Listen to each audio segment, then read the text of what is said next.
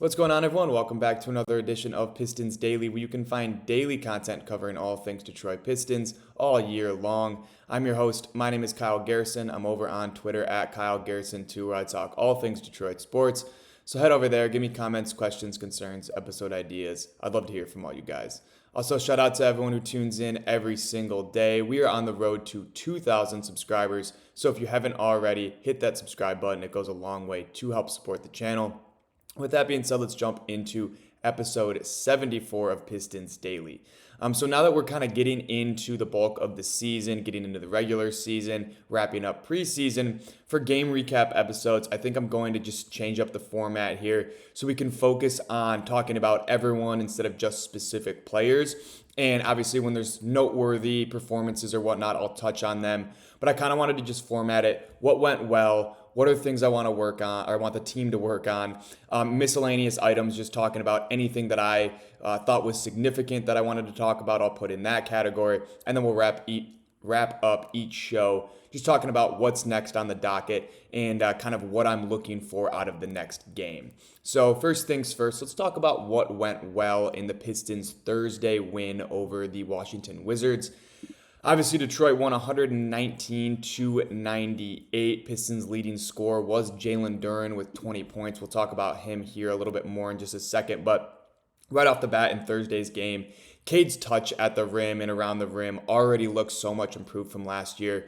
And we really talked about this during the offseason. The shots that he takes, a lot of them have a high degree of difficulty because he, has so much attention on him from opposing defenses. So they force him into some tough shots. And last year, there was some times where he would get kind of deterred off of his spot from defenses that are, playing up on him and applying a lot of pressure. And he was missing shots at the rim. But we've seen it throughout preseason. It wasn't just this game on Thursday, but the previous three games as well, the ones that he played in. He was excellent getting to the rim, finishing at the rim, not allowing taller defenders to kind of get in his way and to make the shots more difficult for him. He was finishing strong. He clearly put on a little bit of muscle this offseason, as he has done really throughout every single offseason he's been in the league so far.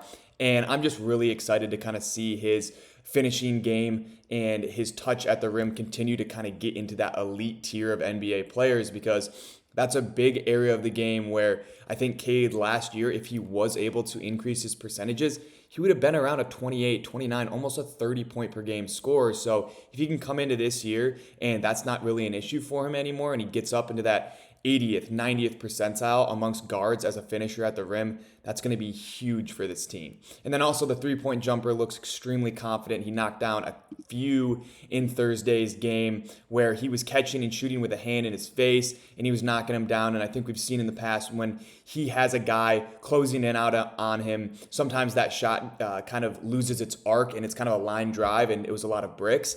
But we have seen throughout the preseason that is not the case anymore. He went 3 of 4 from 3 last night. I guess you guys are seeing this on Saturday, so 2 nights ago. And that's just going to be very, very important for this team going forward. They need to have guys that can knock down shots. And when your best player is one of them, that's also going to be very, very impactful for this team as we head into the regular season. And then I want to talk about Jalen Duren. I know I mentioned him just a couple minutes ago, but he looks, number one, great on defense. His hands look really impressive. He picked Alex Sarr's pocket one possession. He picked Marvin Bagley's pocket one possession for a steal. He just looks like a completely different player than what we've seen from him over the last 3 years. And again, the touch at the rim looks great. He's catching lobs, and he's able to come down with them and still find ways to score if it's not an immediate dunk. His defense looks significantly better, like I mentioned. He's sealing defenders better when he's on offense. He's getting open in the paint. He's getting wide. He's getting deep touches. And that's just huge for a guy that's 6'11" and as stocky and as strong as he is. If he can get a paint touch that deep, it's going to be game over for a majority of defensive players in the NBA. So very, very excited to see that Jalen Duren's really coming into his own. His ceiling's so high, and we're just seeing that come to fruition, even if it's just preseason. So again, I'll continue to expect his growth throughout the regular season, and obviously we will continue to monitor that. And then Asar Thompson, just a menace defensively. I mean, I just think that his defensive energy is going to be in this what went well category every single night this year. And I'm confident that he can make an all defensive team. I'm confident that he can become one of the best defenders in the NBA. And he's actually kind of coming into his own offensively. We saw some tough buckets on some tough shots. He's not taking a ton of shots, but he is more aggressive than we have seen him in the past. He's getting downhill. He's getting more comfortable with those push shots and shots where he needs to have touch. And that was a big thing for him last year. A lot of those turnaround jumpers were just bricks because they were line drives, but he's putting more loft on them. He's giving them a chance to go in, and they're dropping at times. So that's just an added luxury for this team, is Asar Thompson being able to be an above average offensive player. So that is going to be another area we monitor, and I'm very excited to kind of just see his development so far. And then Dennis Jenkins, he's 100% an NBA player. I mean, I've seen enough. He does the little things that you need in a backup point guard. And honestly, he reminds me a lot of a better shooting and just more consistent jump shot version of Dennis Schroeder. And obviously his ball handling skills aren't nearly the level that Dennis Schroeder is, that, he's developed throughout his 10 plus year NBA career. But again, Dennis Jenkins is still 24 years old. He's still very young, and he looks incredibly comfortable with the ball in his hands. He's fighting off pressure, on ball pressure very well. His jump shot looks great. He's getting downhill. He's passing the ball well. And I really do think that he can crack the rotation, especially, I know we haven't talked about this yet, and we will later on, but especially with Jaden Ivey out for at least 4 weeks. So I imagine Dennis Jenkins will get minutes headed into the regular season, but again, we'll just have to see kind of what JB Bickerstaff envisions this lineup looking like without Jaden Ivey. But I do think that Dennis Jenkins at least should be a part of it. And then Tobias Harris is still a mid-range demon. He makes some of the toughest shots, and I just absolutely love it. He's just, at the end of the shot clock, he is such a valuable piece. And I expect that to be the case once again in the regular season. We saw it last year. He's so good at backing down defenders, lulling them to sleep, shooting over the top, and he makes just, again, such high degree of difficulty shots. And so can't wait to see what he can do again. He's 31, 32 years. I think he's 32 years old now, and it doesn't look like he's lost a step whatsoever. So absolutely love that from Tobias. And then I think the last thing that went well, I'll just kind of combine everybody in this: the Ron Holland, Tolu Smith, Bobby Klintman, Dennis Jenkins, Colby Jones. Who am I forgetting? Javonte Green is the last one. That reserve unit closed out the game exceptionally well. I love to see them kind of wrap up the preseason on a strong note, carrying the momentum into the regular season. Again, it is preseason, so we have to kind of take it with a grain of salt and not look too much into it, but it's still encouraging that, your reserve unit is playing well together, they're meshing well, and they were able to close out the game and get a win. So great stuff all around from this game, and I'll dive into kind of what needs work, but I do think overall the positives heavily outweighed the negatives in Thursday's game, which again, very, very exciting to see heading into game one. But again, like I said, let's move on to what needs work. And I think one of the biggest things is sometimes the spacing wasn't great, especially without Ivy on the floor. And again, we'll continue to kind of talk about him, not only in this episode, but in future episodes. We'll continue to update you guys on his status just with his arthroscopic knee scope, I think what it was. I wrote it down here somewhere. I'll find it. But again, just with new personnel out there, and you don't really have a surplus of movement shooters like you did last year, I think it's going to kind of take a little bit of time. There's going to be some growing pains in the overall spacing. But again, like I said, there's some guys that are kind of stepping up and knocking down perimeter shots like Chaz Lanier and Duncan Robinson, and even Karis LeVert has knocked down a couple. Ron Holland is starting to look more comfortable. So I think that is going to be something that kind of fixes those spacing problems. But again, we're going to have to kind of see how it meshes, see how this group is able to kind of come together offensively as we head into the regular season. And then another thing that I don't think was necessarily bad, because I do like that Ron Holland goes 100%, but sometimes I think that he maybe needs to slow down just a little bit. He shuffles his feet on the catch sometimes. He gets called for travel. So if he just takes a second to just gather himself, take a deep breath, kind of go over your options, get in triple threat. You don't always have to be a downhill attacker. You can be a passer. You can be a guy that continues to move the ball and set up the offense once again, reset the plays that JB Bickerstaff is calling. You don't always have to be attack. And I know he knows that, and I know he knows it's preseason, and there's things that he wants to work on. So again, I don't blame him I don't blame him much whatsoever. Excuse me. But I do think that if he can kind of slow down a little bit, it's just going to make his downhill attacking game even more effective. So I like what I saw from Ron overall throughout the entire preseason. I love the energy he brings. He's still very young, and obviously he's going to be a big part of this rotation. But there's just some areas of the game where I'd like to see him just take a couple seconds, think a little bit longer, and kind of let the game come to him a little bit more. And then this is nobody specific, but the entire team in general, this has a lot to do with spacing, like I just mentioned. Number one, they're getting beat on backdoor cuts, which defensively, you have to be more aware of the spacing on the floor. You have to be aware of where your man is. You can't get caught ball watching.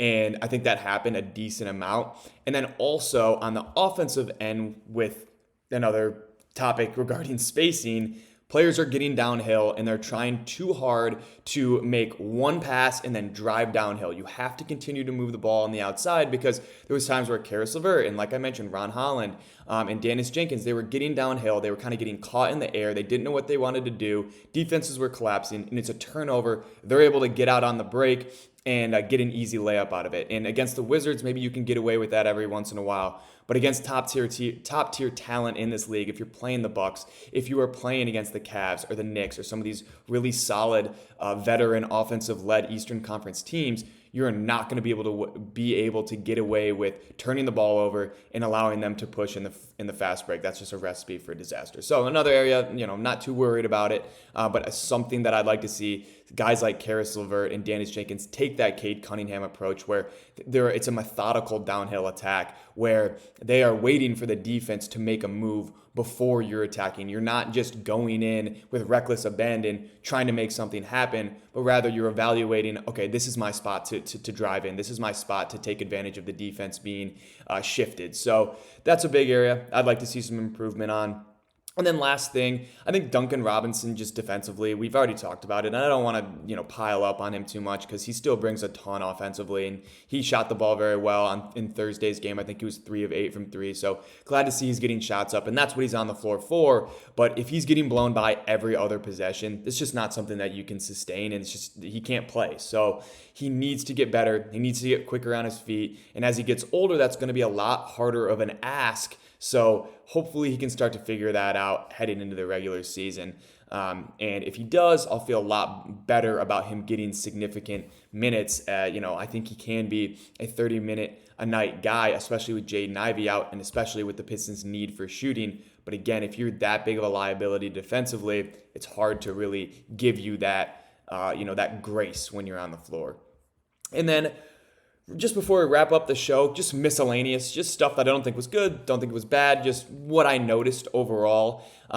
Isaiah Stewart and Jalen Duren on the floor at the same time. We only saw it for a couple minutes, but that could be very interesting, especially if Isaiah Stewart is able to space the floor. If he at least can be a threat to shoot from the outside, then we could see this lineup in the regular season, again, in very small spurts like we saw in Thursday's game, but could be interesting. I like to see that JB Bickerstaff wants more versatility in the lineup overall, so he's trying different things out, and I think that's smart to do. If it doesn't work, it doesn't work. It doesn't fault you. It's preseason. But again, if you see something you like, maybe you try it on the regular season, so we'll continue to kind of keep an eye on that. And then, obviously, just miscellaneous. I didn't want to put this in what went poorly, just because, it is what it is, and it's Jaden Ivey's injury. So it is, arthroscopic procedure. And he'll be reevaluated in 4 weeks. So I don't really know what this means, but apparently I'm not super in the injury and the medical lingo or whatever, but I do know that it had nothing to do with his leg break. So it's a completely different injury off of that. I'm sure that it's just, some knee soreness, that they don't want to push him too much and have another catastrophic injury like last year. So they're going to take their time with him. They're going to take necessary precautions to make sure he heals up, and I'm completely fine with that. So obviously it's not ideal, and there's going to need to be some reinforcements that step up, like Dennis Jenkins and Marcus Sasser and some of these reserve guards that might not have thought they were going to get significant run.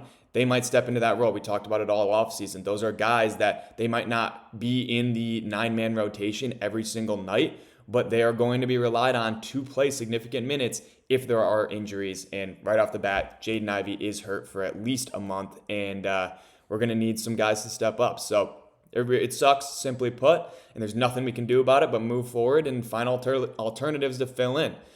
So I'm hoping that Marcus Sasser, he's also got a little bit of an injury, but I think he'll be fine. I think it's a hip injury, but it's just day-to-day. So he should be back for the regular season opener, and Dennis Jenkins as well. So hopefully those guys are able to kind of fill in that Jaden Ivey role, at least to the best of their ability, and we won't see too much of a fall-off in that kind of hybrid combo guard, starting shooting guard, and potential backup point guard with Cade Cunningham off the floor. And then also just kind of alternatively, Chaz Lanier, Karis LeVert, also guys. I know I mentioned Sasser and Dennis Jenkins, but Karis LeVert's going to have to step up in a big way. He had his moments throughout preseason. He didn't look great, and I probably should have put him in what needs to improve, but I kind of forgot. So that's my bad. I just threw him in miscellaneous because I think he is a guy that's going to have to step up in Jaden Ivey's absence. And then Chaz Lanier, another guy that I probably should have put in what went well, but again, I put those categories just chock full of different stuff. But I will just say that Chaz Lanier did look very solid in his minutes. He was knocking down 3-point shots. He actually played very well defensively and passed the ball. He had 4 assists on Thursday. He looks much improved from the summer league, which is very encouraging because, again, he's 23 years old. If he's going to play, it's going to be soon, and it's going to be in the next 3 years. So if we can see him in his rookie year kind of maybe step into a bench unit role, maybe we'll have an encouraging sign that going forward he can be a 6th, 7th, 8th man for this team's future.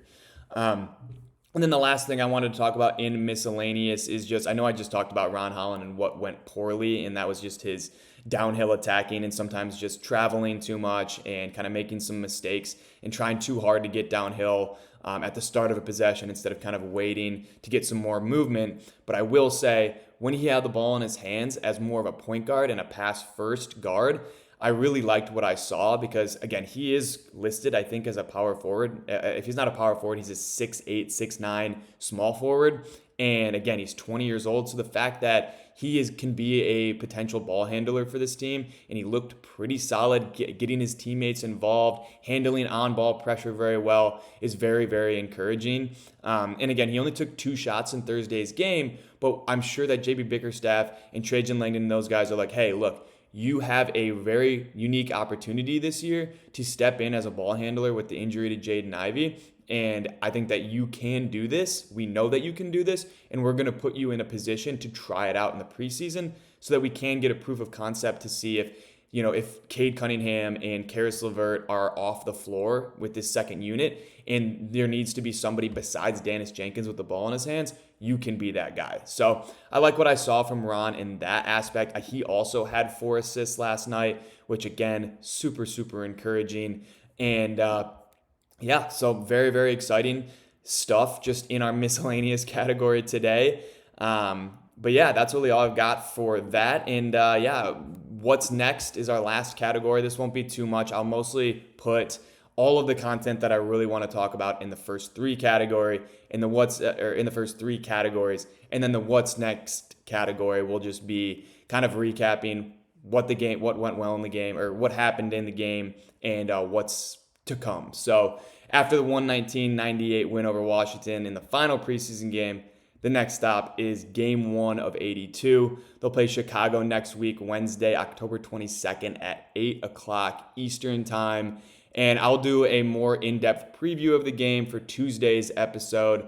I'm just kind of talking about things I'm looking for, keys to victory, and all that good stuff. But other than that, good way to end the preseason on a high note, beating up on an inferior team, doing what you're supposed to do. And they did just that. So the dress rehearsal is done. Now it's time for the real thing, and I know that I'm very excited. I hope you guys are as well. And we'll continue to put out content, put out episodes, just covering games and covering everything that's going on, updating you guys on the health of Jaden Ivey, And yeah, that's all I've got for you guys today. As always, like, subscribe, comment, turn on post notifications, and follow me on Twitter at Kyle Garrison 2. Once again, thank you all so much for tuning in every single day. With that being said, that is going to do it here for episode 74 of Pistons Daily, and I will catch you all next time.